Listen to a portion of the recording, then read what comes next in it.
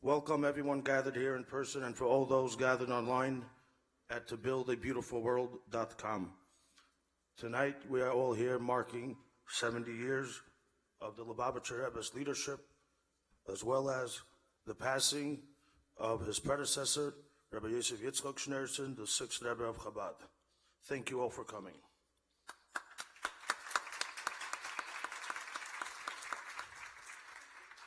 On your seats, as well as online at tobuildabeautifulworld.com, there is a study companion where you can download, which will be very useful throughout tonight's program. And be sure to visit the website after to add your name, which will be read at the Rebbe's Oil for all those watching tonight's program.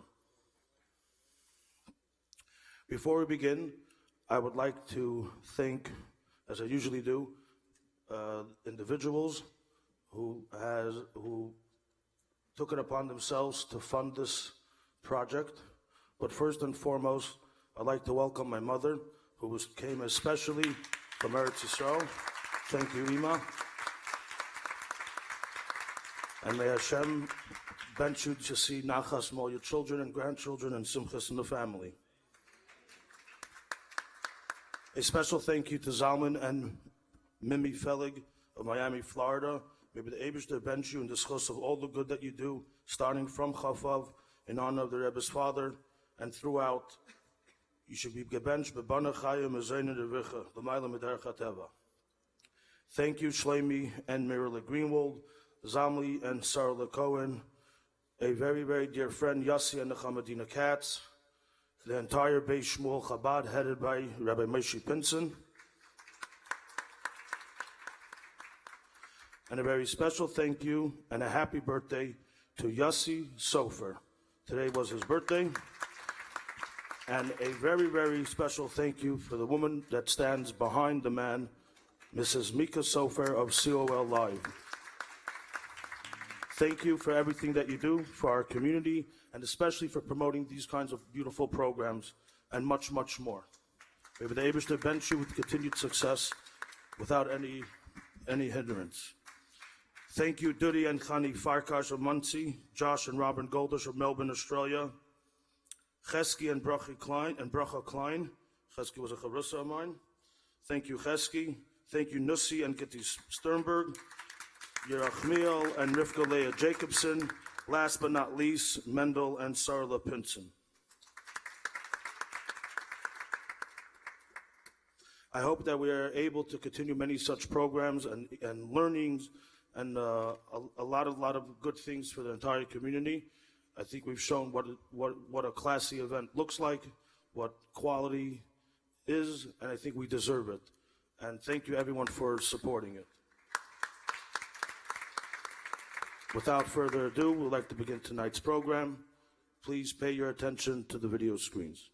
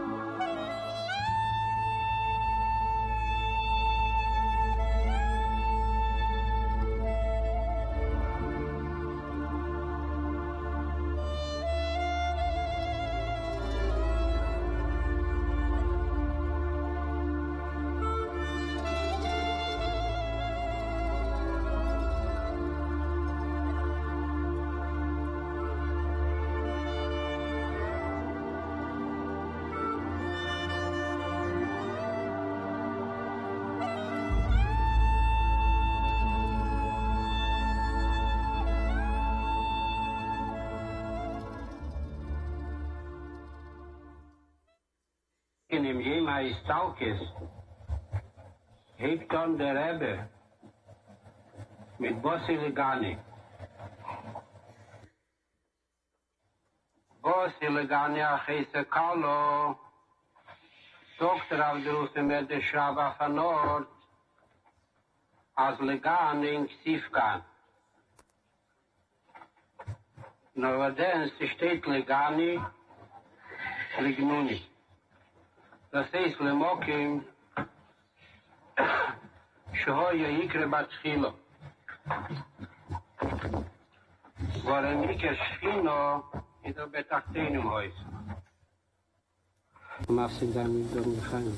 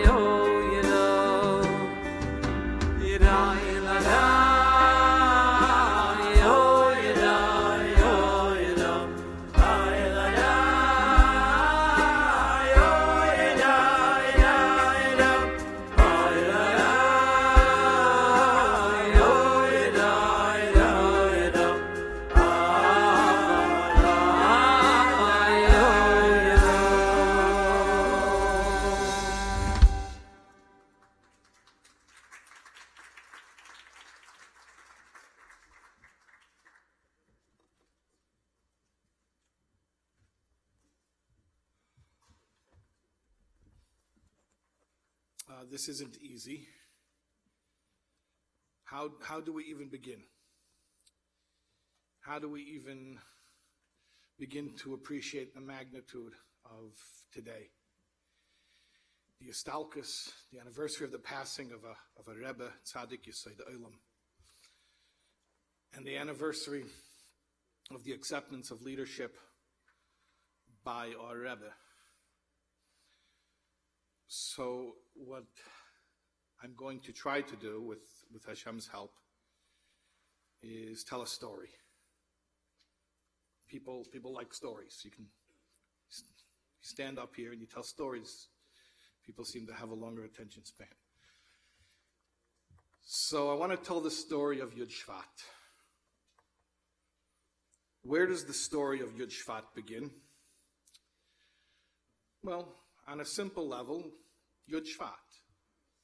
Like we just saw in the video, Yud Shvat, Tafshin Yud, the winter of 1950, was the Histalkus, the passing of the Frierdiker Rebbe, the Rebbe Hayatz, Rebbe Yosef Yitzchok.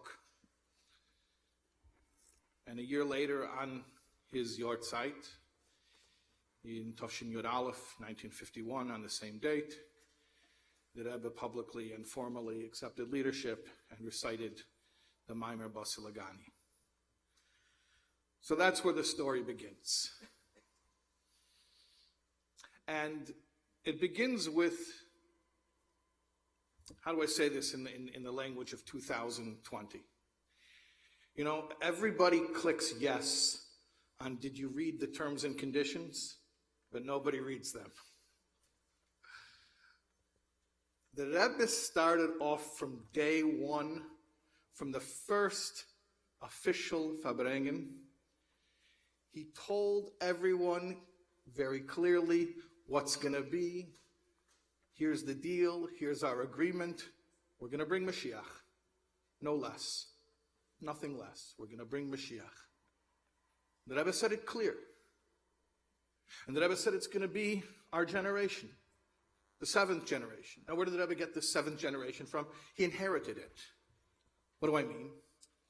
I think it's worthwhile to point out the Rebbe's first discourse is the same title, and it is a re-examination of his father-in-law, the previous Rebbe's discourse, which the previous Rebbe had written ahead of time and dated to be released on the day that turned out to be the day of his passing. And in that discourse of the Frierdiker Rebbe, it speaks about Kol Shvi and Chavivim, that all sevenths are precious. And it gives the example from the Medrash about how Moshe Rabbeinu was the leader of the seventh generation from Avram Avinu. Avram is the one who started it all, but Moshe finished the job. What does it mean, finish the job? That Moshe was the one who built the Mishkan in the Midbar, and that's where the Shekhinah came back to this world. So that idea was already in the Maimer of the Frierdiker Rebbe. The Rebbe took that idea and made it the literal, without any interpretations, without any compromises. This is going to be our agenda. We're going to do it. We're going to bring Mashiach. If you would like to accept the terms and conditions, click here. Yes, we read them. Yes, we accept them. Okay.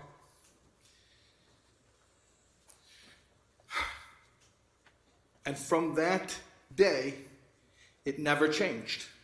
It never changed. That was the agenda. We're going to bring Mashiach. Now, the truth is, the idea of bringing Mashiach, it didn't start with the Rebbe. It didn't start with the Frierdiker Rebbe. This is the basis of all Judaism. I don't want to ruin the punchline, but everyone knows how Judaism ends, right? You know the punchline, right? The end of the story is a whole new world, a perfected world, peace, harmony. Everything's good. That's the end of the story. In fact, if you look in the Rambam, the Rebbe used to point this out. The end of all the Yad Chazaka, so how does the Rambam culminate? How does he finish? He finishes with Mashiach, because all of Judaism points toward and leads to Mashiach.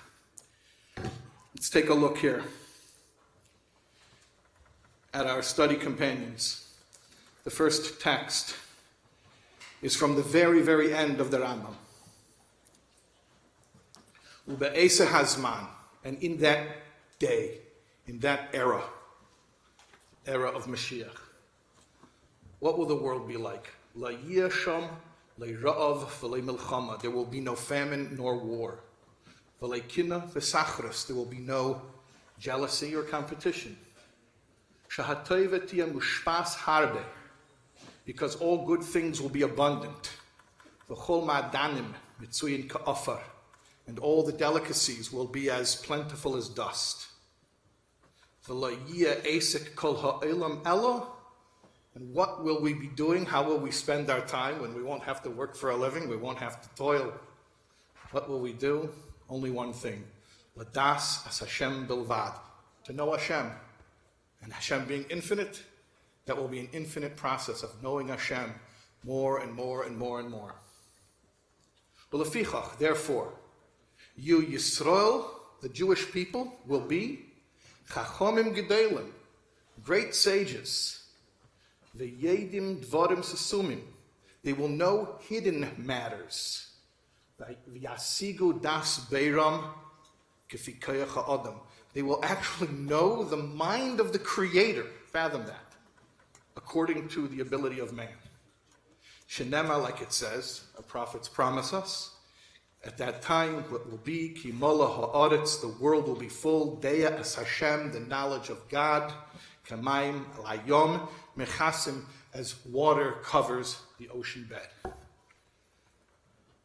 That's the vision of Yiddishkeit. That world, that perfected world. And that's the vision that the Rebbe shared at his first official Farbrengen. So where did the story begin? Yud Shvat. And how did it begin? The Rebbe said, we're going to do it. We're going to complete the job. I told you that was the simple explanation. But let's go a little bit deeper. You know, there's a Hasidic saying that a Rebbe is geboren, nit geworden. A Rebbe is born a Rebbe. He doesn't become a Rebbe. Or in perhaps a little bit more Kabbalistic terminology, a Rebbe is an atzmi. You know, there's a chitzoin, there's a pnimi, there's an atzmi. A chitzoin is a reactive person. Changes according to the weather. A pnimi, he doesn't react to others, but he could still change based on his own ideas. An atzmi is bilti nishtane. An atzmi never changes. He's the same from beginning to end. So if you want to know the truth, when did the story of Yud Shvat begin? It didn't begin Yud Shvat. Secret. The story of Yud Shvat really begins Yud Aleph Nisan, the Rebbe's birthday. In fact, I don't know, does anyone have a Tanya? No, probably not. How about a Chitas? Anyone has a Chitas? Huh? Come. Okay.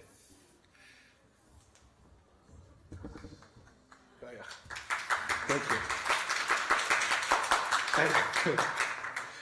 By the way, this is a good chitas. You see this? Did the camera get this? Look, no binding and anything. There's a saying.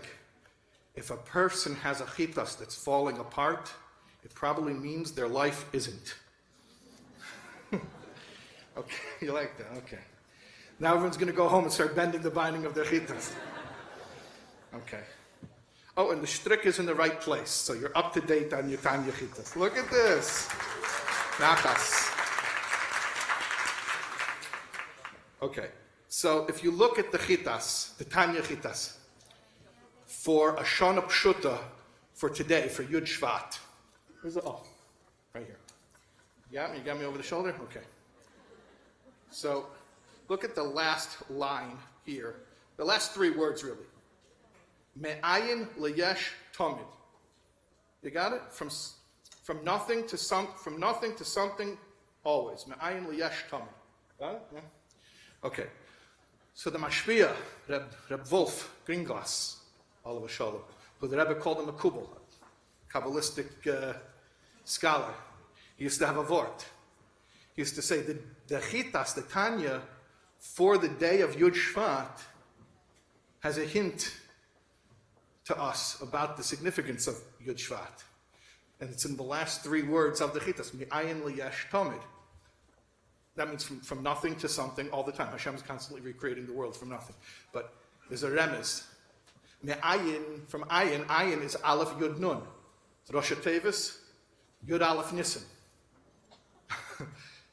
Yesh is Yud Shin, Rosh Tevis, Yud Shvat.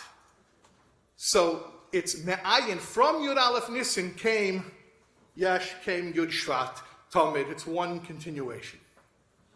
It's one thing.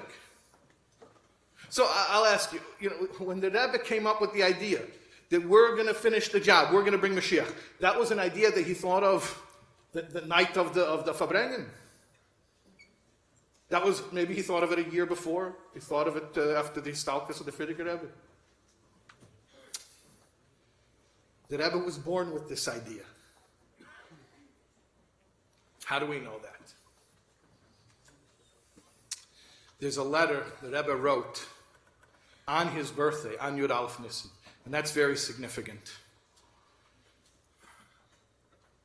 The Rebbe wrote a letter on his birthday, the day of, a birthday. The Rebbe, by the way, very much promoted after the Stalkus of the Rebbe Tzimchaya Mushka, the idea of Mivtza birthday, that we should all appreciate the day that Hashem sent our souls into this world for a unique mission. So Yud Aleph Nissen is the day that Hashem sent the Rebbe's neshama to this world for his unique mission.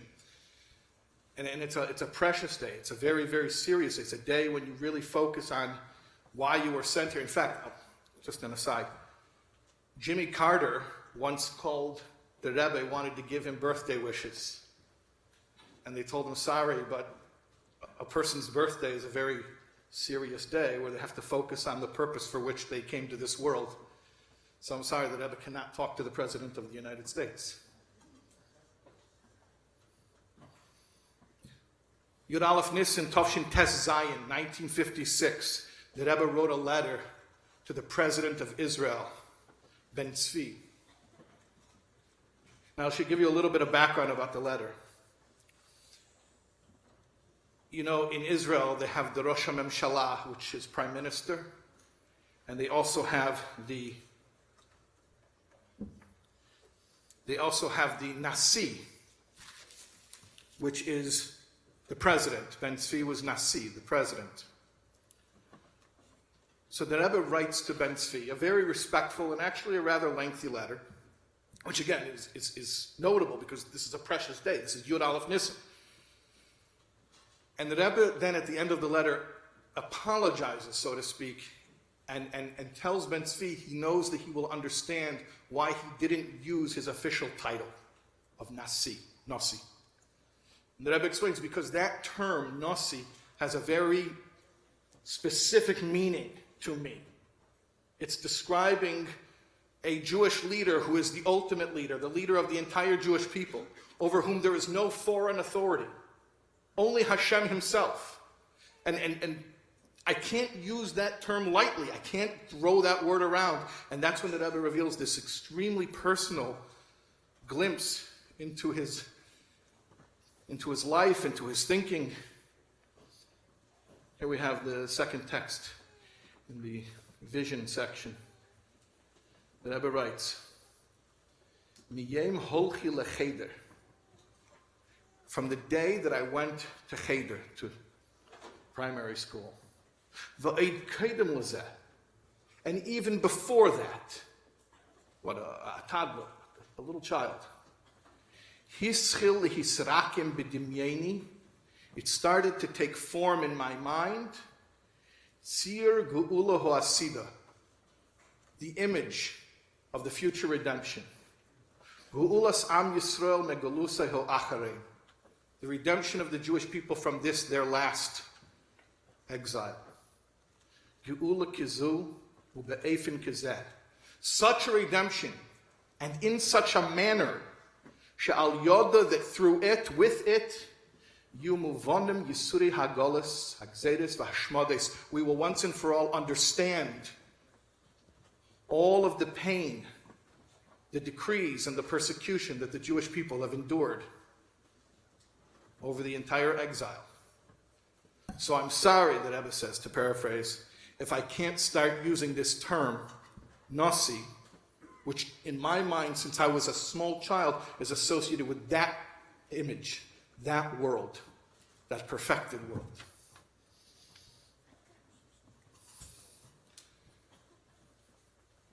There's a story that came out after Reb Simon Jacobson came out with Toward a Meaningful Life. It's after Gimel Tammuz. I think it came out in 1995. And he received a letter from a woman who grew up in Crown Heights, not in a Lubavitcher home, not in a particularly frum home. And she wrote to Rabbi Jacobson and said, "Thank you for giving me back my old friend. I read Toward a Meaningful Life. I was blown away by the wisdom, and then it clicked for me, that's my old friend." In the 40s, this little public school girl said she used to have encounters with the Rebbe. He would get off the train at Nostrand coming back from the Naval Yard, and he would converse with her. And they had an ongoing relationship. And she told him that she likes to read sci-fi. In fact, she told him which authors she's into. She says she's reading Asimov. I know Lubavitch would say Asimov, but Isaac Asimov. And the Rebbe was asking her about one of the books. It was called The Foundation. She says it's this book about this leader who puts together this federation, and they perfect the world, the whole galaxy. They go around perfecting the galaxy. And the Rebbe told her, he says, "Oh, this is a good idea." He says, "I have an idea for a foundation where we're going to go perfect the world." And the Rebbe asked this little girl, this was in 1948, before the Rebbe was Rebbe as the world knows. What I'm saying, the Rebbe was always Rebbe. That's the point. But in 1948, the Rebbe is telling this little girl, "I'm making a foundation. Would you like to be part of my foundation?" She said, "Oh yes, I would very much like to be part of your foundation." "Very good, you're part of the foundation." And the Rebbe was describing to her the vision that, what I'm trying to say is, in 1948, the Rebbe's vision was science fiction. It was science fiction. And then what did the Rebbe go and do? He did it. He did it. This was the Rebbe's vision from day one.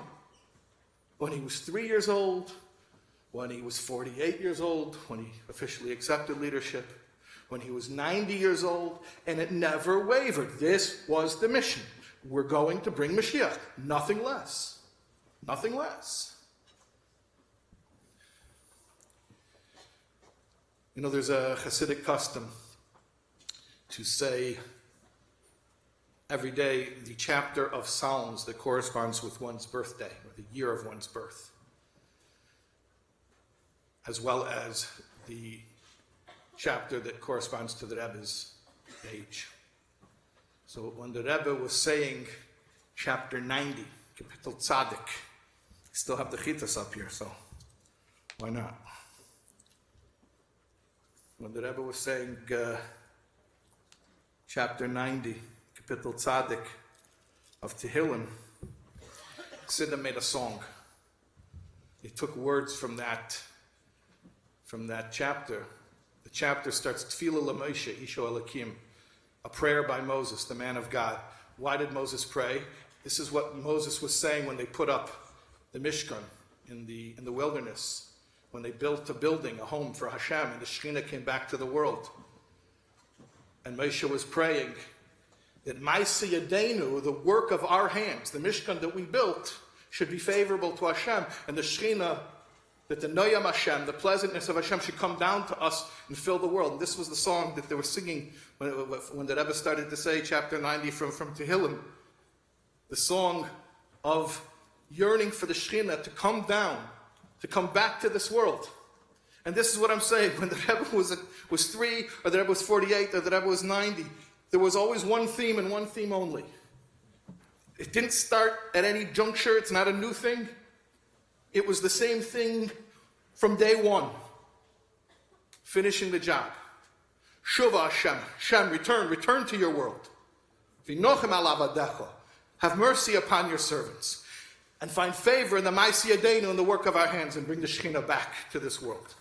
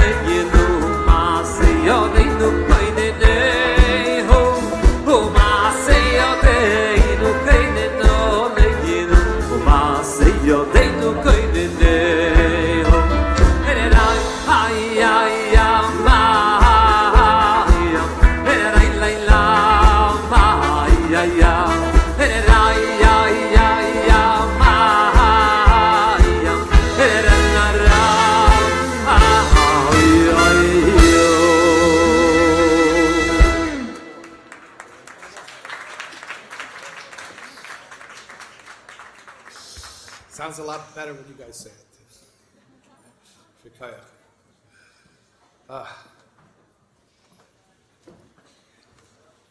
like working with the nigunim in between, because then at least I know something we said is accurate.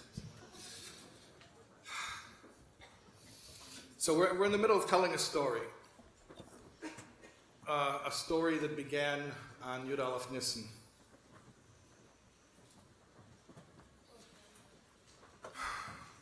When a unique leader came to the world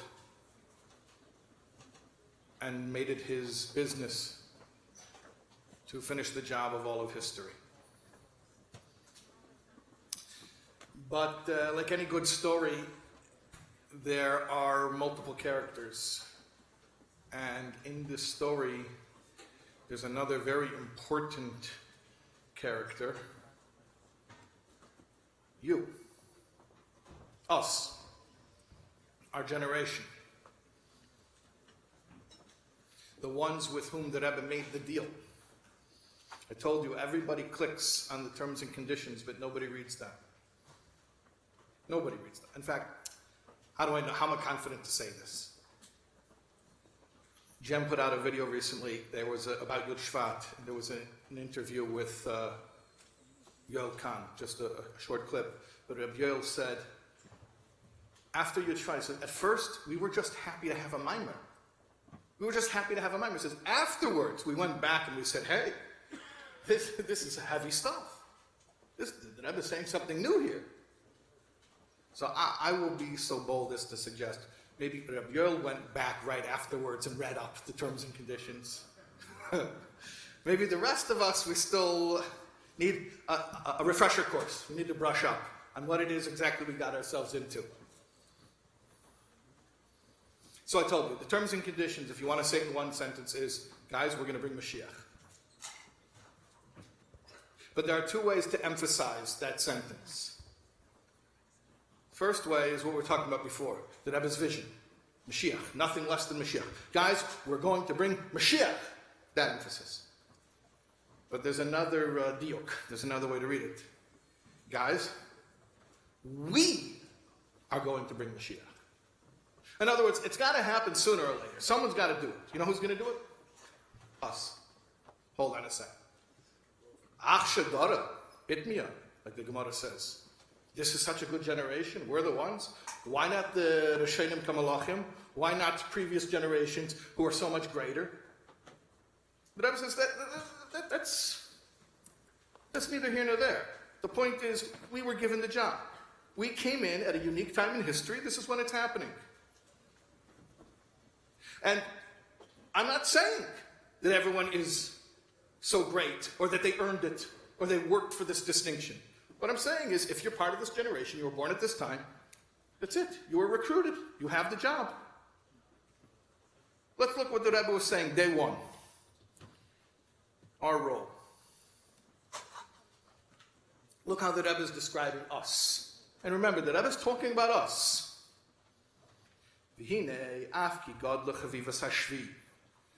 Although the seventh generation we're talking about before, that Moshe was the seventh generation from Avraham Avinu. And the Rebbe was the seventh leader of Chabad going back to the Alter Rebbe. So we're drawing that parallel. And that there is a special chvivos, a special preciousness of the seventh. This did not come to us because we chose it. It did not come to us because we worked for it. It was delivered to us already finished. We were born into it. So even though you're going to say, hold on a second, this, I didn't ask for it, I didn't work for it, it was just dropped in my lap. It doesn't really have a connection to me. Maybe to other people, special people who really embrace the calling, but not me. Says the Rebbe, Mikol Makim, nevertheless, Ein bezeh hagbola sheneimar, you should not say, sheniflesu, that this is wondrously removed from you, ve'enei shayach elalichi de segula, and that it is only pertinent to special elite people. Ki'im, but rather you should say it's applicable to all of us. Al derech along the same lines, Shemavur b'Tona Devi Eliyahu, like it says in the Medrash of Tona Devi Eliyahu, Umuva B'dach, and it's also brought many places in Chassidus, Shekol Yisrael, that every Jew, V'afilu Eved, V'afilu Shivcha, even a slave, even a servant, Yechelum Lahagia Lashtos Ruach HaKodesh, can come to the level of divine inspiration. Every one of us can come to this level. It was talking about us. Take it seriously. V'chol echad ve'echad miYisrael. Therefore, every individual Jew, Chayav Loimar, is obligated to say, Mosai, this is still from the Tona Devi Eliyahu. This is not the Rebbe's words. The Rebbe's quoting here. Classic source. Rabbinical sources over here. Mainstream Judaism. Every single Jew is obligated to say, Mosai Yagiu Maisai, when will my deeds approach the level, Lemaisa Avaisa Avram Yitzchak V'Yankiv, to the deeds of my patriarchs, Avram, Yitzchak, V'Yankiv. Don't tell me, oh, that was Avram, that was Yitzchak, that was Yankiv, those were the heavy hitters. Look at little old me. Don't say little old me. Don't ever say that. I don't want to hear that again. We are going to bring Mashiach. And you are not going to minimize yourself. You're not going to put yourself down anymore. There was a maimer from a Fabrengen, Gimel de Slichas, Tafshin Chavtes. And to listen to it is, I don't know what to call it. It's stirring. It's frightening. The Rebbe is saying, a maimer Ani L'Deidi, days of Slichas, approaching Rosh Hashanah, last days of Tafshin Chavtes, 1969. And the Rebbe is crying that it says, Seicham Leinema, it doesn't say that the Shekhinah will dwell within them, but B'Seichai, within it, meaning within him, within the individual. Forget. It doesn't say B'Seichai, meaning in it, meaning in the Mishkan, it says B'Seicham, within the Jewish people, all of the Jewish people. Thank you. So it says B'Seicham that the Shekhinah is going to dwell in all of the Jewish people. And the Rebbe is crying, and he's saying that there's a person who's saying, Mi ani umani, who am I and what am I to qualify for this? Yeah, it says that the Shekhinah is going to dwell in every single Jew, but I'm not worthy. The Rebbe describes, the person says, I've tarnished myself with Avedas. And I know who I am. And if you listen to the Rebbe crying, and what's hurting the Rebbe, what's paining the Rebbe, that a Jew should feel that he's unworthy to be a dwelling place for Hashem.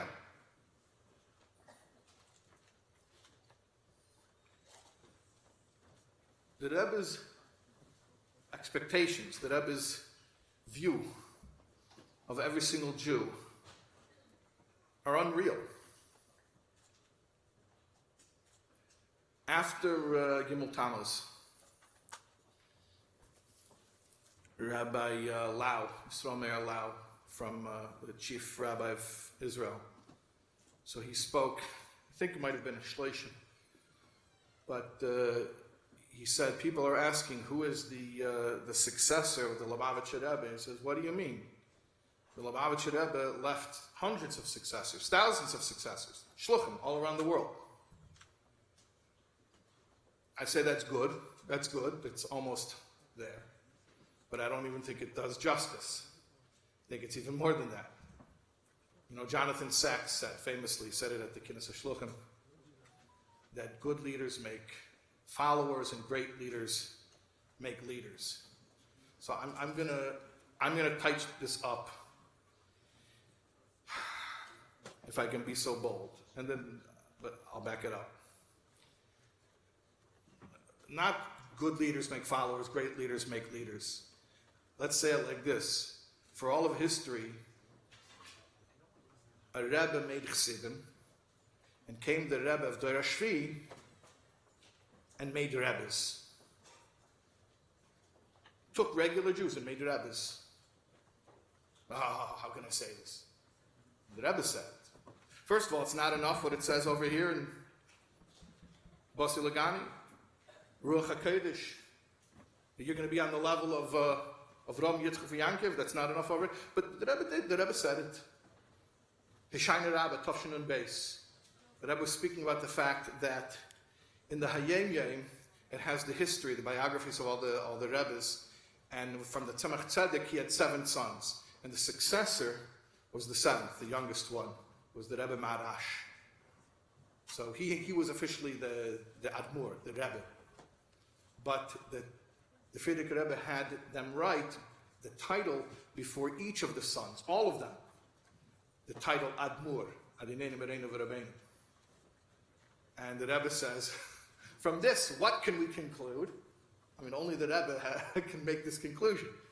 From this, what can we conclude? That the Frierdiker Rebbe wrote the title Admur on all of the sons of the Tzemach Tzedek. From this, we can conclude that every single Jew in our day and age has the hisrachvos, the hispashtus, the spreading out, the dominance, the boldness, from the titul Admur. You need the title Admur? You need to be called Rebbe? If that's what you need to do your job, you got it. You got it. And who's signing on? Who's endorsing? Who's your co-signer? The Lubavitcher Rebbe. He's saying, go for it. You're a Rebbe. Beis Ir in the Rebbe's house after Chof Shvat. So the Rebbe was speaking. Beis Ir is the birthday of the Rebbe Marash. So the Rebbe was speaking about Lechatchila Rebbe. That was the Rebbe Marash's saying. Go over in the first place. Just be bold. So the Rebbe says, what does Lechatchila Rebbe mean? It means that as jeder Yid can sich führen in Eifen von Lechatchila Rebbe, das heißt wie ein Nasi. Every Jew can conduct himself in a way of jumping over barriers in the first place. What does that mean? Like a Nasi. This is the way the Rebbe is talking about us. Nothing less. One of my favorite stories about a Yechidus, Ephraim Hager, Olav Shalom. He went into the Rebbe. He was 21 years old, a college student. He goes into the Rebbe, and the Rebbe asked him, based on his name, he says, are you related to if you know Hasidic mishpachology, so Hager is a Rebbe's name. It's a dynastic name. Vishnitz is Hager and others. So he asked him if he's related to that family. He says, indeed he is. And in fact, he happened to be carrying on him in his wallet a photograph of his grandfather who had been a Rebbe, a Hasidic Rebbe. So the Rebbe said, can I see the photo? He said, yeah. So he gave him the photo. The Rebbe took the photo. Imagine this. Imagine yourself sitting in Ephraim Hager's place. The Rebbe is looking at you, and then he's looking at the picture of your grandfather who was a Rebbe, and he's comparing them side by side. Now, to up the ante, the Rebbe asked him the grandfather's name. The Rebbe wrote the name on the back of the paper and put the photo away in his desk. But to up the ante, then the Rebbe says to him, "Was is a Rebbe? What's a Rebbe?" He says he froze. He couldn't answer. So the Rebbe asked him a second time, "Was is a Rebbe? What's a Rebbe?" He couldn't answer. Asked him a third time, "Was is a Rebbe? What's a Rebbe?" No answer. So after 3 times of asking, the Rebbe told him like they said, "Der erste Rebbe ist gewesen der Baal Shem Tov." The first Hasidic Rebbe was the Baal Shem Tov. Und als was hat gehabt in Stub, hat weggegeben, verlegen sich schlafen. Everything he had in his house, he would give away on a daily basis before going to sleep. Das ist a Rebbe. And then the Rebbe said to him, maybe you want to become a Rebbe? Now what does that mean? Maybe you want to become a Rebbe. Ephraim Hager became the chairman of the London Diamond Bourse. The Rebbe said, become a Rebbe. So did he do what the Rebbe told him to or not? Well, it depends how you define Rebbe. If you think the Rebbe meant he should go buy a shtreimel, he should maybe rent a stiebel somewhere in Brooklyn, and hire a masharis, a gabba to follow him around, So he didn't do it. He didn't become a Rebbe. But if you define Rebbe the way the Rebbe defined it, I'll go with the Lubavitcher Rebbe's definition of Rebbe, by the way. The Rebbe said, whatever you have in your Jewish home, you are giving it away on a daily basis. Like the Rebbe said, if you know Aleph, teach Aleph. If you know Aleph Beis, teach Aleph Beis. If you don't know Aleph Beis, if you don't only know Aleph, then only teach Aleph. Don't teach what you don't have, what you don't know. Don't give what you haven't got. But whatever you do have, give it away. And in fact, not only that, not just whatever Yiddishkeit you have in your Jewish home, you should be actively giving away, but it's more than that even. The secret of being a Rebbe, which the Rebbe taught us, is that ultimately, the only Yiddishkeit that we actually have is whatever Yiddishkeit we are actively giving away. So maybe you want to become a Rebbe. The Rebbe already said that you have the title Admur. It's not a joke. The Rebbe gave you a precious title. He wants you to use it. So in this generation, why not step up? Step up. And by the way, the Rebbe didn't say that this is specifically to Lubavitchers. Didn't say this only applies to Crown Heights. I'm speaking right now to Williamsburg, to Lakewood. I'm speaking to all the Jewish community. I'm speaking to the guy in the trailer in Nebraska who just found out he was Jewish a month ago. The Rebbe said, in our generation, you have been given the highest title. Go use it. You can accomplish anything. Ruach HaKodesh is not beyond you. You can come to the level of Isai, of Rom Yitzchak V'Yankiv. Do it. And it's not about you. So don't go and say, Mi ani umani, what am I? The Rebbe says that's the Yetzer Hara. Comes again, the Klugenker, the clever one, the Yetzer Hara comes. He says, who are you? Where are you from?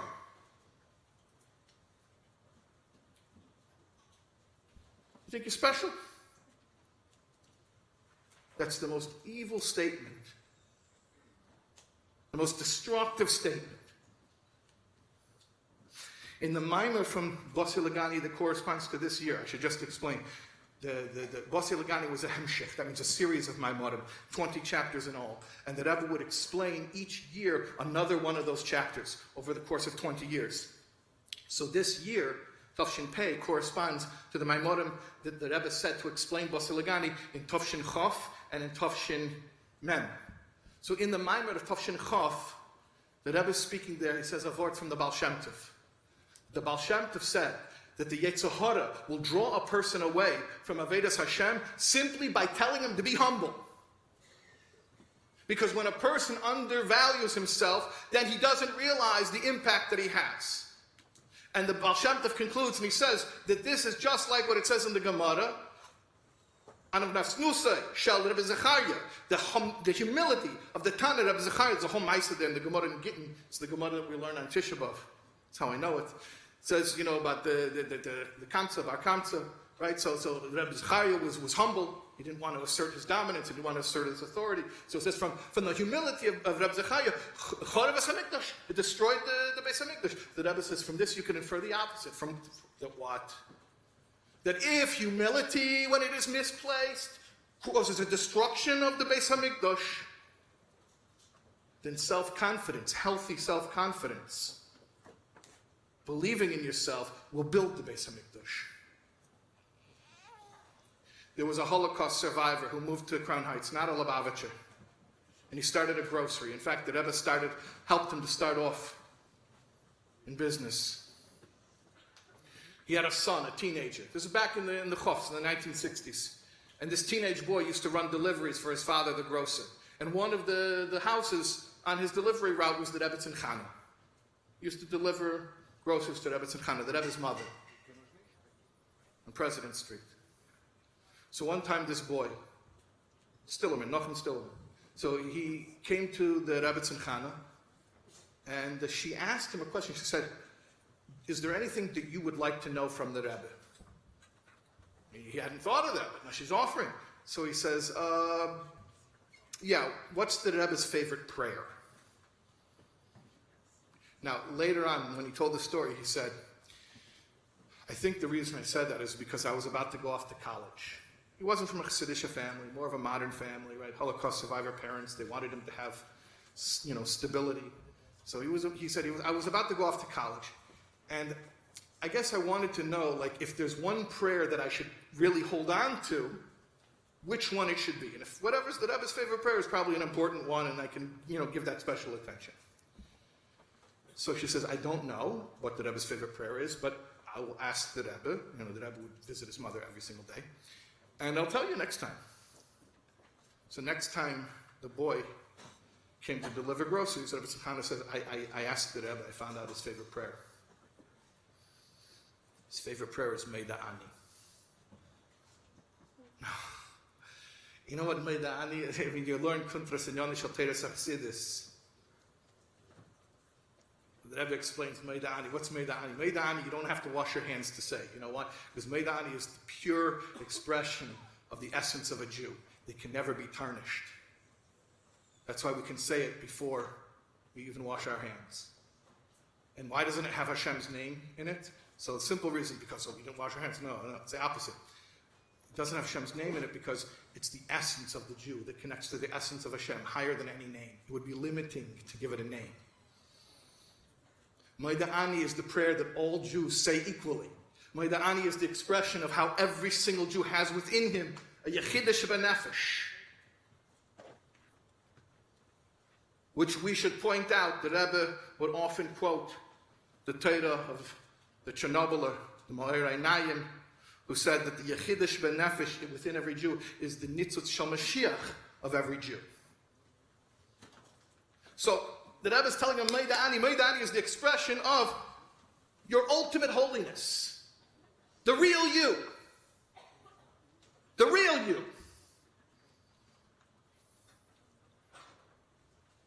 After this encounter, this boy went to a Fabrengen. He didn't often go to Fabrengens, but in this case he did. And he walked into 770. And what was the Rebbe talking about? Meida Ani. And what did the Rebbe say? Meida Ani, right? I hereby give thanks to you, gratitude to you, Hashem, living in eternal kingdom, you return to me my soul. Behemla, graciously, Rabbe Munasecha, you are very trustworthy. Rabbe Munasecha, Munasecha is the word of Muna. Muna means faith. Hashem is faithful. I gave him my most precious asset. I gave him my neshama. He could have run away with it. He gave it back. He's trustworthy. The Rebbe said, there's another taich. Rabbe Munasecha Hashem, you have so much amunah, you have so much faith. What does that mean? Well, when I say that I have amunah, it means I have amunah in Hashem. If Hashem has amunah, Hashem has amunah in me. So here was this kid going off to college, wondering, thinking to himself, what one piece of Judaism should I cling to like anything else and make that my firm rock? And the Rebbe is telling him, hold on to your Meida Ani. Hold on to the fact that Hashem has faith in you. If you know your greatness, you're going to be fine. You're going to be just fine. You're going to be okay. Why? Not because we earned it, not because we chose it, but this was given to us. This is the call of the hour. We didn't volunteer. Nobody asked you. This is our reality. We are going to finish the job. We, Dor HaShvi, this generation, we are going to do it. We're going to finish it. Nobody else. Why? Don't worry, Hashem believes in you. And the Rebbe made you his partner. Unprecedented. That the Rebbe should, from day one, say, it's us. It's not that the Rebbe has a job and we all watch the Rebbe perform the job. It's us. It's a partnership. We're doing it together. It's a generation. The Shvi is the generation And it doesn't just mean a Yechida Segula, an elite of this generation. It means Kol Echad V'Echad. Or like the Rebbe used to say so many times in the Fabrengens, Kol Echad V'Achas, to emphasize we're also talking about women. In fact, the Rebbe said it applies to children. That every child is a leader. The whole Mivtza Chinuch, by the way, the Rebbe said, Mivtza Chinuch, people think it's a campaign to educate children. It isn't. It's a campaign to turn children into educators. And when somebody asked, where did the Rebbe get such a radical idea? Where is he coming up with new ideas? He spoke about it at Hafabrengen, Yud Beis Tammuz, Tafshin Lamed Vav. He said, why is this person who's asking the question showing their ignorance? Doesn't he know the story? That when Torah was in danger of being forgotten, Reb Chia recruited children, one to learn each Chumash and one to learn each Seder of Mishnayos. And with this, the whole Torah was rebuilt from children. So this is it. This is our generation. The Rebbe gave us all the tools, all the resources, all the potential, everything.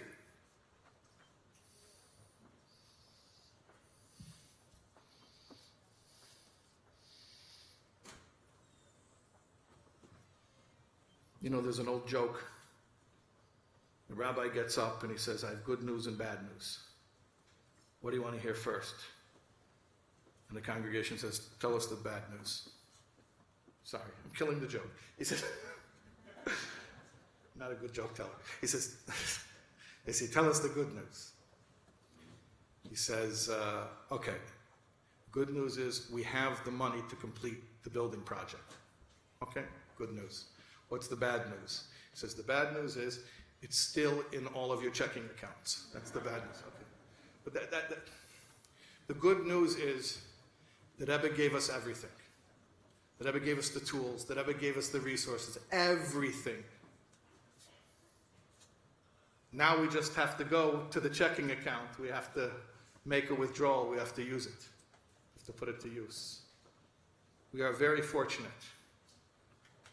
It wasn't our bechira, it wasn't our avodah, we didn't earn it. It was given to us, fartekaheit, delivered to us, complete. Ashreinu, we are fortunate. Matev chalkeinu, how good is our lot. Manoyim, gerolenu, and how pleasant our destiny for which we were chosen.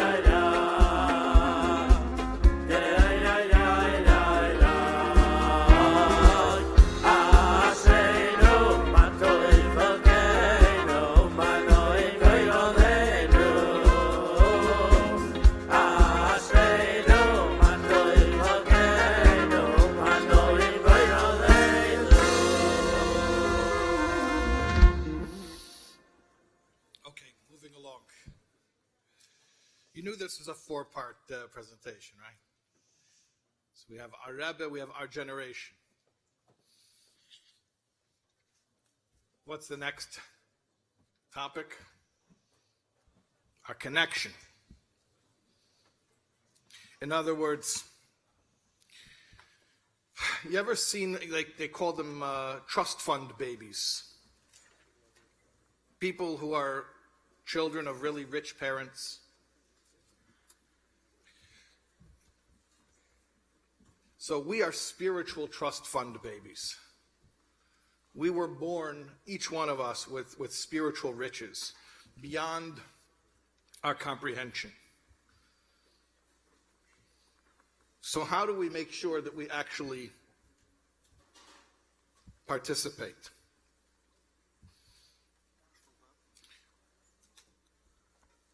Our active role, our connection, the way that we draw in, that we make a withdrawal from our bank account,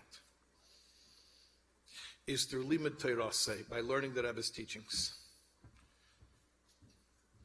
Our time, our effort, our concentration, focusing on learning the Rebbe's worldview. The Rebbe spoke about the fact that learning Torah has a special advantage, that it's the deepest type of connection there could be. Hiskashrus means the connection of two things that are linked. Higher than that is dveikus. Dveikus is two things that are stuck together. Hisachdus is when it becomes one thing. There are no longer two things, it becomes one thing. The Rebbe said, through learning the Rebbe's Torah, we don't just have hiskashrus or dveikus, we have hisachdus, we become actually one with the Rebbe. That the Rebbe's way of looking at reality becomes our way of looking at reality.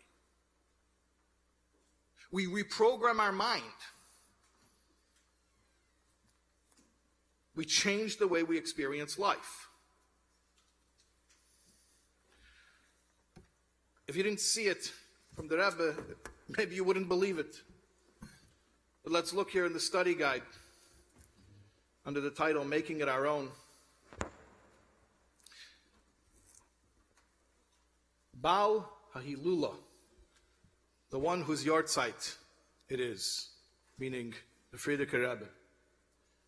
Mevor bekame Maimorim v'sichaisav, he explained in many of his Maimorim and Sichas, Asher melamed u'mechanech u'meira derech amiti, that a real educator, a true educator, who shepoil is the one who accomplishes, shechushei hatalmid naisim kechushei horav, that the senses of the student become like the senses of the teacher. So it's not just that the student can repeat what he heard from the teacher, it's that the student can start to see and feel and perceive like the teacher. Val'achas kama v'kama, shemaisav v'anhagoisav shel talmid. How much more so the actions, the conduct of the student. Heim kemaisav v'anhagoisav shel rav are like the conduct of the teacher. Al derech zeh b'negeya l'bali elula atzmei.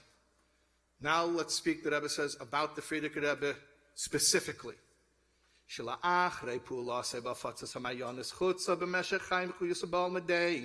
That over all these years that he spent in this world, spreading out Chassidus, the wellsprings of Chassidus, meaning teaching people not what to think, teaching them how to think, giving them a worldview.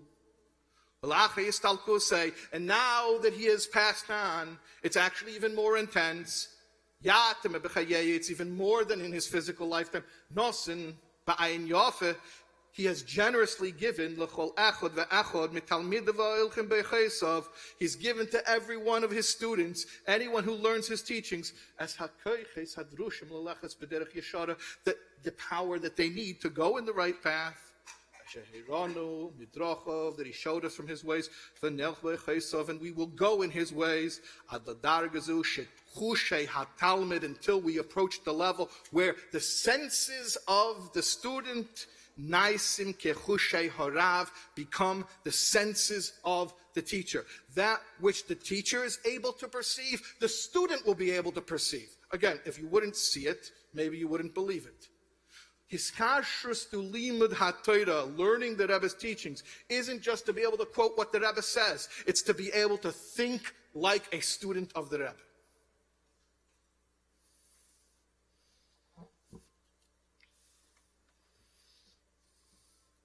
There's a story I heard from the Rosh Hashiva in Miami, Rabbi Shapiro. When he was a bacher, he and some friends were sent to Boston for Yud Tes Kislev. And they had, at that time, Rav Yosef Ber Soloveitchik was living in Boston. So he was the guest speaker. And he spoke for 2 hours. And then after he spoke, see, by the way, I'm not speaking that long. Could have been Yosef Ber Soloveitchik, Yud Tes Kislev. After he spoke, there was a Fabrengen. And at the Fabrengen, the Bachram discussed, they spoke in learning with Rabbi Soloveitchik. And they wrote up a duch, they wrote up a report, and they sent it to the Rebbe. And the Rebbe wrote back and wrote notes on the report. And in one of the notes the Rebbe wrote, Bevadai, certainly, Shaklu v'toryu b'inyonim shalahem. Certainly they discussed, they did back and forth about their own ideas. V'loirak masha meduber b'hisvadas, not just what was spoken at the Fabrengens, meaning at the Rebbe's Fabrengens. Bachram are writing to the Rebbe that they're sitting with one of the Gdei Yisrael, and the Rebbe is saying, and by the way, I hope that you shared with him some of your own thoughts.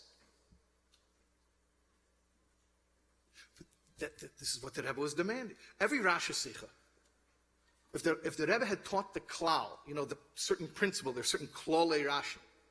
If the Rebbe had taught that principle before, the Rebbe would actually, it's not in the Likutei Sichos because these parts are edited out, but the Rebbe would comment and say, by the way, I taught this principle at a previous Fabrengen. I'm wondering, where are the ha'aris? Where are the scholarly articles written by the students based on what it's not just the Rashis that the Rebbe is teaching. Learn the Rashis that I didn't teach. The Rebbe was always demanding that we should understand. We should understand with our own mind. I mentioned before Mivtzah Chinuch. Part of Mivtzah Chinuch was the Yud Beis Psukim. If you go look back how the Rebbe described Yud Beis Psukim from the beginning, I think it will surprise you how the Rebbe actually envisioned it. The Rebbe is describing Yud Beis Psukim and saying that these were, by the way, why were they chosen? Are they the most important ideas in Judaism? Do we have any idea why those 12? Okay, so the Rebbe says in the original Fabrengen, they were chosen because they're ideas that children can relate to and understand and teach to other children. They were chosen on that basis. And that the whole point of the 12 Psukim is that children should have an idea that is so thoroughly integrated within them that they go around talking about it while they're playing. And the Rebbe describes children playing and teaching each other the ideas that they're learning. It's way beyond just repeating words by rote. Not to minimize it. There's something holy about a midas hapsukim bal peh, and the Rebbe himself would partake in that. But I'm saying, when the Rebbe laid it out there, the idea was, I'm not telling you what to think. I'm teaching you how to think. I'm training you how to see reality from a perspective. In Tov Nun, 40 years from the Frierdiker Rebbe's Histalkus, the Rebbe was speaking about the Maimer Chazal, like koi inish adaiti de Rabbe adar boim shnin. That a person, to translate it loosely, doesn't understand his Rebbe's teachings until 40 years. But the Rebbe was medayik. Koi really means to stand up. To stand up means to become self-sufficient. The Rebbe gave you a tzugang, an approach, a derech halimud, a way of looking at learning, and a way of looking at life. Stand up. Innovate. Think critically. Think creatively. You know how frustrating it is when you hear somebody who went through a yeshiva education and claims to not have learned critically, to not be able to think creatively. The Rebbe was demanding. The sichos are supposed to train you how to think. By the way, I should mention that the My Life Chassidus Applied contest is a wonderful opportunity for people to not just to learn, but to apply what they're learning to show that they know how to think. I think the contest is coming up. I want to encourage people to be involved in that. But this is what the Rebbe, stand up. And not just, and there was another diuk. Daite the Rabbi, and not de Esav. De Esav means the rabbi's opinions. So it's one thing to be able to quote what the rabbi said. This is the rabbi's opinion about this. This is the rabbi's opinion about that. What about the things the rabbi didn't tell you his opinion? Then are you lost? Are you in the dark? Daite means the mind. So it means to actually have the mind of the rabbi, to be able to think like the rabbi. Now, who am I? I'm getting up here, I'm saying such crazy things. Chassidim don't think, we follow orders. Okay, but the Lubavitcher Rebbe is saying his Chassidim think and know how to think because he taught them how to think. And not only taught them how to think, he taught them how to think like him. That Hushei Harav become Hushei HaTalmud. And it's available to us. The treasure house is open. You can just walk in and pick a sikha, any sikha. You mentioned also Project Likutei Sichas, an opportunity to go through the entire Likutei Sichas in 8 years, which people are doing together as a certain koyach of doing it collectively. The point is that the Rebbe gave us the opportunity to see life from his perspective. My favorite story is one of the early shluchim. Nachman Tzedek went out on shlichus. He didn't even know what shlichus was. He just knew the Rebbe wanted it. And every so often he would come to the Rebbe to talk about shlichus, and the Rebbe would basically say, not yet. And Charakov would tell him, go learn. He would learn some more. It was in 770, learning. He would meet with the Rebbe again. The Rebbe would check him out. Not ready yet. Go learn. Finally came a day, he was ready. Okay, you're going. The big day. Now he's going to London. Now Rabbi Tzedek asks the Rebbe, he says, by the way, just the detail, but when I get to London, what do I do there? That's funny to us because, nowadays a young shliach goes out on shlichus, and before he even arrives to his makom shlichus, he already has the flyer for his first Purim party. Probably even has the decorations in storage somewhere before he even arrived, right? We know exactly what you do on shlichus. But this was in the 50s. So he says, when I get there, what am I supposed to do? So the Rebbe told him something very interesting. The Rebbe told him, there are thousands of things to do. You see, the Rebbe could have limited it. The Rebbe could have given him a list. The Rebbe didn't do that. The Rebbe says, there are thousands of things to do. You'll go there, you'll keep your eyes open, and you'll see thousands of things to do. What does that mean? I mean, b'pashtus, what it means is, every time that I was checking out, are you ready? Are you ready? No, go learn. Are you ready? No, go learn. And eventually he learned enough. What does it mean he learned enough? He made the approach his approach. Now he is ready to go do it. Now he's saying, now how do I do it? The Rebbe is saying, but you know already. I'm not going to rob you of that by giving you a list. I gave you eyes. Now go out there and open your eyes.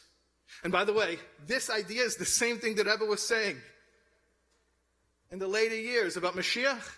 When the Rebbe was saying, you want Mashiach? You have to open your eyes. What does it mean? Open your eyes. But the Rebbe said was even open your eyes. Learn how to think. Learn how to experience reality. Don't look at reality the way that your default settings, factory installed settings tell you to look at reality. Look at reality the way that the Rebbe trained our brains to see reality. Go out into the world and see potential, see greatness, see opportunity. Look at the world and see the world as a gan. It's Hashem's garden, a place of pleasure. But all of that is about training yourself how to think, training yourself to have Hushei Harav. And it's all available to us. All of the deepest secrets, all of the mysteries of the Torah, they're all there.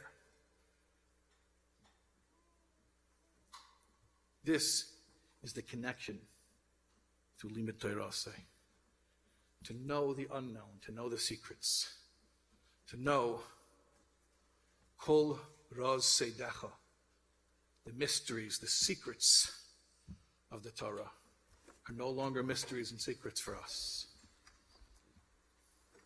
My name is Miras.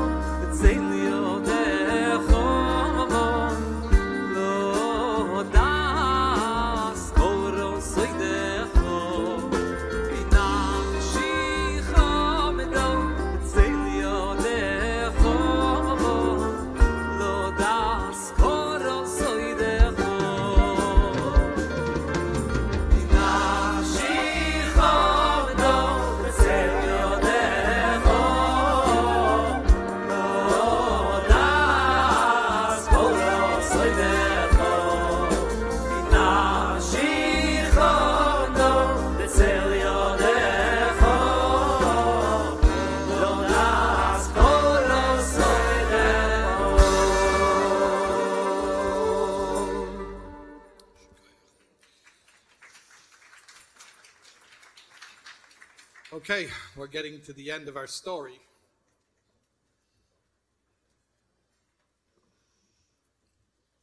How does our story end? You know, there was a time when, before the communist revolution in Russia, they used to send out indoctrinators, people who were versed in communist theory, and they would go around and teach the masses communism. So one time, one of these indoctrinators, he came to a little village, and he was teaching the farmers there about communism. And he wanted to make sure they understood. So he asked this little farmer, this peasant, he said to him, "Comrade, I want to make sure you understand how communism works." He says, "If you have 2 cows, what do you do?" He says, "If I have 2 cows," the little farmer says, I keep 1 cow and I give 1 cow to the party." So the indoctrinator says, "Yes, that's correct. Very good. Comrade, if you have 2 goats, what do you do?" He says, if I have 2 goats, I keep 1 goat and I give the other goat to the party." And the indoctrinator says, "Yes, that's correct. Very good. If you have 2 chickens, what do you do?" And the guy pauses. And the indoctrinator says, "Comrade, 2 chickens, what do you do?" And he pauses. And the indoctrinator is getting frustrated. He's getting flustered. He says, "Hold on a second." He says, "Comrade, you came to 2 cows. You know, cow is a big deal. You're ready to give a cow away. You came to 2 goats. You're ready to give a goat away. Now 2 little chickens and you're hesitating? Why with 2 chickens are you hesitating?" He says, "Yeah, you know the difference? I actually have 2 chickens." Look what the Rambam says. And the Rebbe quoted this Rambam hundreds, maybe thousands of times. From Hilchas Tshuva. Lefichach, therefore, Tzorech kol adam, sheyira atzmei, kol hashana kulei, all year round, every day, you should see yourself. Ki'ilu chetzei zakeh v'chetzei chayev, as if you're half, exactly 50% in deficit, morally speaking, and 50% with merit. V'chein kol ha'olam, and not just you, but the entire world, the universe, chetzei zakeh v'chetzei chayev, half meritorious and half liable. I'm going to skip that sentence. I think the Rebbe would want that. Next sentence. Asa mitzvah achas. If he does one mitzvah, doesn't say a big mitzvah, small mitzvah, doesn't say which mitzvah. Mitzvah achas, does a mitzvah, any mitzvah. Hare, what happens? He chriya es atzmei. He tips the scales for himself. Vas kol ha'olam kulei, and for the entire world, l'chav schus, to the side of merit, v'gadam loy v'lahem, and he causes for himself and the world shua v'atzala, salvation and rescue. Getting down to brass tacks, getting it done. We're going to bring Mashiach. We are going to bring Mashiach. Both ways. How are we going to bring Mashiach? So first of all, know one thing. There are no big mitzvahs and there are no small mitzvahs. It could be any good act or speech or even thought that tips the scales once and for all. You know, the Rebbe once asked, why is there an expression Chazal often use, tshuva u'maisim tevim, repentance and good deeds? He says it's a funny order because maisim tevim, good deeds, that's plan A. That's what you're supposed to do. And tshuva is only plan B. That's the backup plan. If you didn't do the good deeds, so then you have the tshuva to, fix it. And yet we say it the opposite. We say tshuva first, and then maisim tevim. Good question, right? So the Rebbe says like this. You should know, after you do tshuva, after you become a new person, right? Tshuva really means, it's not just, I wouldn't do that stuff again. No, I'm not the guy who used to do that. I'm a new person. After you do tshuva, after you become a new person, what's life going to be like? Maisim tevim. Hold on, I did maisim tevim before. Yeah, but that was the old you. Now it's the new you. So, there are things that we've done thousands of times. We've done every day of our lives. And you want to know something? One of those things that you've already done 1,000 times, the next time you do it, it could be the thing to bring Mashiach. And we have to see it that way. We have to become new. We have to have a new perspective. We have to open our eyes. We have to have new eyes. We have to have a new perspective on life. The Rebbe's perspective on life. That the next mitzvah can be the one to change everything. So what's going to bring Mashiach? I don't know. Saying Alamicha from a Siddur. I don't know. Putting down your phone. Bosser Lagani talks about iskafia. A little self-discipline. What's going to bring Mashiach? It could be focus on your child. No, the Rebbe said that each one of us has this greatness, the level of Vaisai, of Ram Yitzchak Yankiv. That's not just you. That's your children. Imagine if you realize you are raising a Rebbe. Rebbe Tznechanesh used to wash the Rebbe's hands before he would nurse. That's what it is to raise a Rebbe. Imagine if for one moment we would treat our children at home the way that the Rebbe sees our children. How many things would be different? That's a small thing you can do at home. And it takes 30 seconds to give complete focus to a child. It's a small thing. And no one's going to know you did it. You're not going to get any credit, no plaque. But that's something that certainly can have a huge effect.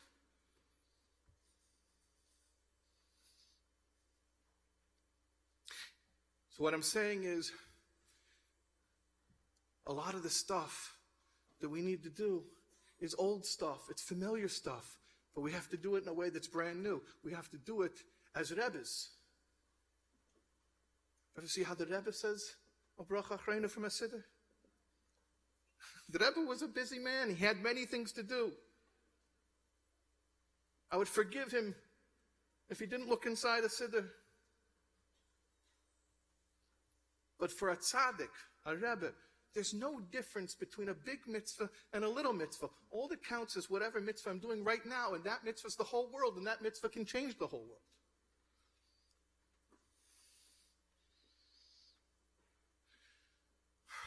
Be a Rebbe. You know, you hear a story. I told you about the Rebbe getting off the subway at Nostrand and talking to a little public school girl. Okay, so you're working in an office? I don't know. Go visit some kids. No, visit some neighborhood kids. Go bring your tefillin to work.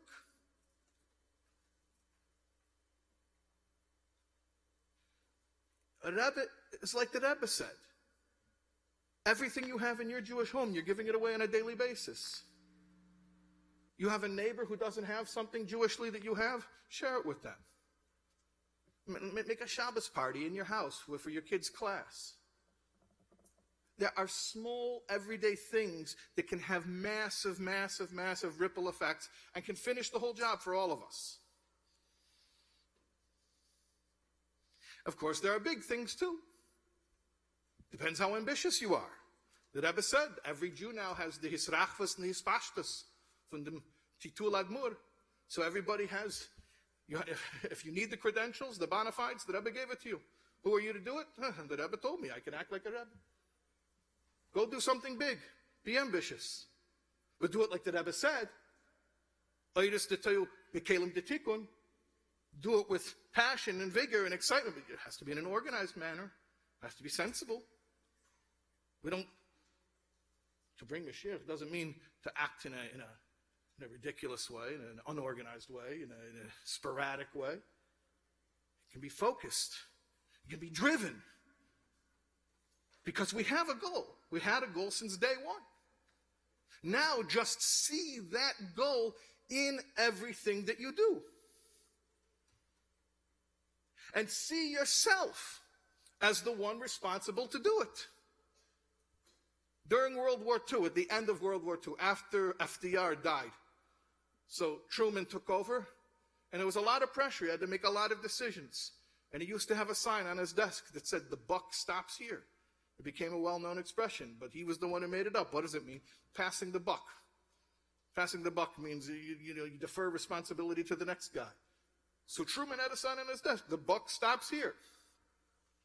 I'm sorry to break it to you, but you clicked yes on the terms and conditions. This is 70-year-old news. It's not a bombshell. You and you and you and you are the leader of world Jewry. Each one of you is responsible for every single Jew and for the entire world and for the universe. And for the purpose for which all worlds were created. The Rebbe pointed out, when Mashiach is going to come, it's not just going to be in Elam Hazeh Agashmi, in this physical world. Mashiach will be for ganz Seder Shtalshlis. So in Elam Esel Yenim, they're waiting for Mashiach. And on whom are they waiting? You and you and you and you.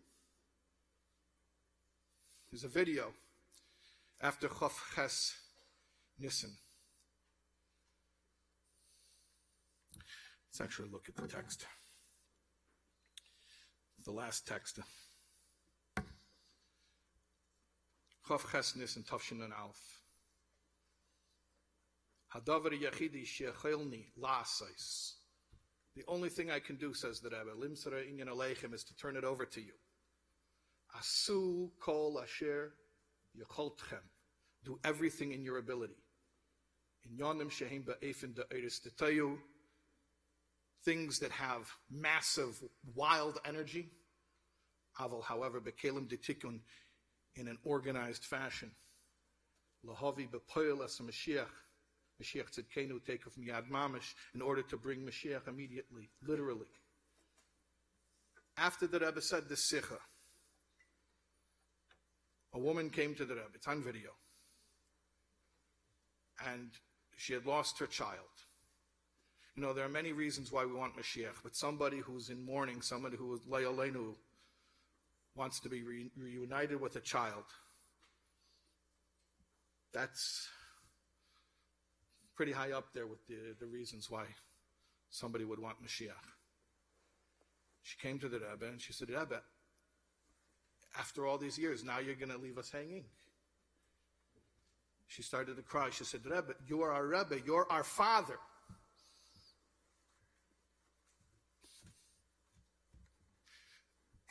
The Rebbe,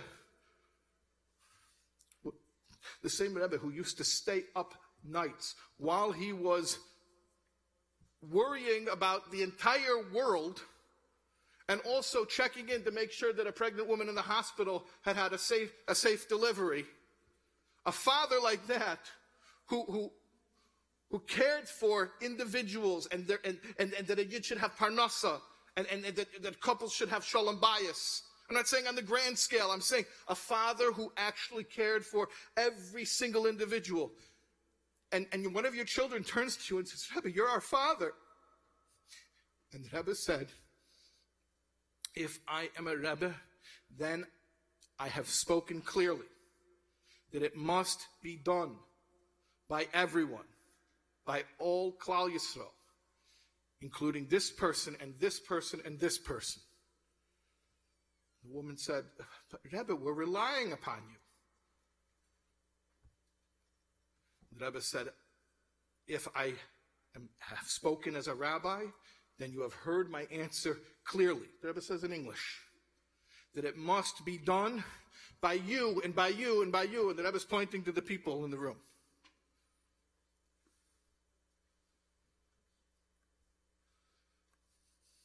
But this was from day one.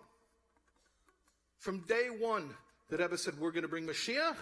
We are going to bring Mashiach. All of us, Der Shviya, a whole generation, without any exceptions. Every one of us. And it must be done. The Rebbe says that's the only way for it to be done. Every one of us has to step up and see yourself the way the Lubavitcher Rebbe sees you. See yourself as leader of world Jewry. And that everything depends on you. It's all dependent upon us. The world is waiting. History is waiting. One mitzvah, a small one or a big one, transform a community. I don't know. You want to be like Ben Shimon and make events? Make events. Go ahead.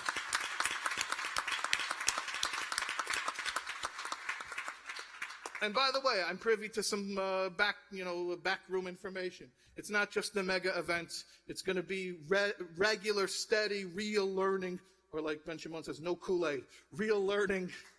Chassidus, the Rebbe's perspective on life. Yeah. And he doesn't have a monopoly on it. Step up. You're an Admur. You're a Rebbe. The Rebbe trained us for this. And he told us from day one. Let's look at the last text. It's actually the second to last. But we're going back to it. From Yud Shvat, Tafshin Yud Aleph, first official Maimer. V'hinei zet toivim. Mikol echad ve'echad me'itonu der shvi. This is what is demanded from each and every one of us, the members of the seventh generation. The Chol Lashvin Kavivin. All sevenths are precious. Again, not by dint of anything we did, but because that is where we have appeared in the timeline of history. Even though we didn't choose it, we didn't work for it. And in many ways, maybe we don't even want it. Nevertheless, the truth stands. All the sevenths are precious. We are now in the final stages before the redemption, what's called the footsteps of Mashiach. And in the end stages of the end stages. And now the task is to complete the drawing down of the Shekhinah. V'leirak Shechina, and not just the Shechina, ki im Iker Shechina, the main Shechina, meaning the highest possible revelation of godliness, ubetachtenim dafke, specifically in this world. So it's time. It's time for us to open our eyes, to see the truth about this world, to see the truth about ourselves, to see Hashem revealed in this world, to see the vision, that the Rebbe saw from day one.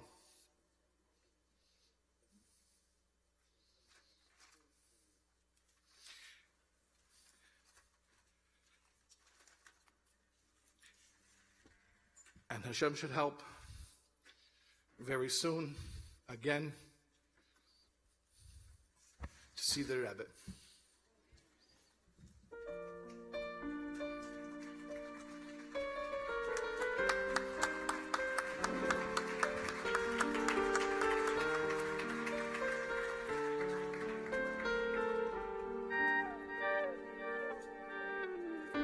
Sie, also pflegen morgen nach Sieden sollen allein tun. Nicht verlassen sich auf den Reben. Allachas kamen wir 20 Menschen wegen der Rebes Aledim, das nicht liegt sich in Fegelig im Busim, und der Mensch liegt auf mir Aribe, seien hier alle frei und kann sich tun, was will. Ich meine nicht, was will, gaat verschollen dwarim, was ihnen Motorim. Da dann sich machen a good time mit einem ruhigen Leben, und die sich ist, meine, was sie sein, herzlich in Horven, hat sich oft an alle Unionen, und jeder Tag wegen Tages Gachne, wie Tages Tinossi, und sich tun, was will, dass sie sich ein kleines Fegelig im Busim, keine nennt von nach und darauf, die alle Schlichten, was der Rebbe gegeben, und keine Tag nicht versparen, keine Arbeit, wir können arbeiten mittags zusammen, dann kommen auch mit etwas helfen, was die Kinder nicht alle, nicht nachhelfen, aber dass die Schlichten, was der Rebbe gegeben, jeder von uns, da fähren Peilmamisch, alle mit Kaim sein, mit seiner Amachivrim, mit seiner Shassagidim von Guf, und mit seiner Amachirim, Shassagidim von den Schomen. Und sie doch nicht da, Femme zu verlassen, warum das Ayini, was Hakel wie die Shamayim, Chutz mit Yiru Shamayim, darf ein Poshet allein horven und allein tun. Und dort nicht helfen, was sie mit Gem Ksovim und mit Reden und mit Singen und mit sagen Lechayim, das kann keine Unionen mit Mishane sein. Das darf Tier allein hapig sein, dem Stuss de Leyumase und dem Koch von Nefesh Abami, so machen der Fuß Stuss die Dusche. Jeder soll wissen, dass sie sein, ihnen Proti, auf mit keinem sein, also die Loch in Lambo, mit mir hat mich in Breve nicht, muss man halten in den Dschungeln in dem. Aber man soll wissen sein, wegen Keisim, man soll wissen sein, wegen Yemesa Moshiach, und man soll wissen sein, da alle Prozent, was und man soll wissen sein, der Rieche, was nicht, da jene, was steht, mehr nicht ins Vorhin. Das meint man und das meint man nie, und das meint man Anoschen, wir Noschen, Betag, Bejenechon, alle zusammen, Kol, Godel.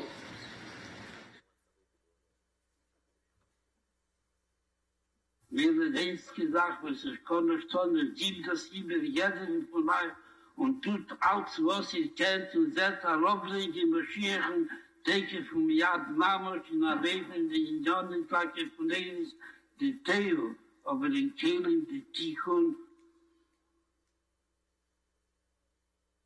Siehst du, es ist einer da, was toll und alle Bonn. Und das, was sich jeder von uns, das, was wir sagen, alle Kol Hashvin, haben wir sich alle die Chrivis, in dem Heere, wir haben in der Bagole die Dan, und der Mathe Masoret Fochen, so haben wir alle sich gesagt. Sag sehr mit den Reben. Und das sollen uns alles nehmen von Kolosarov Nivadashmi und bringen uns zu der Jerusalem, wie wir haben.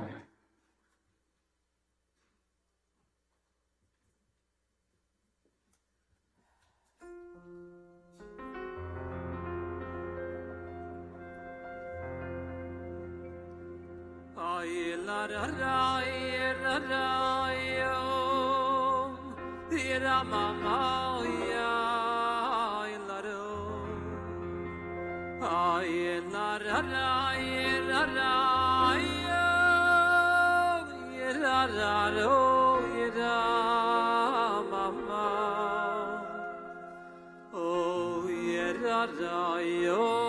Da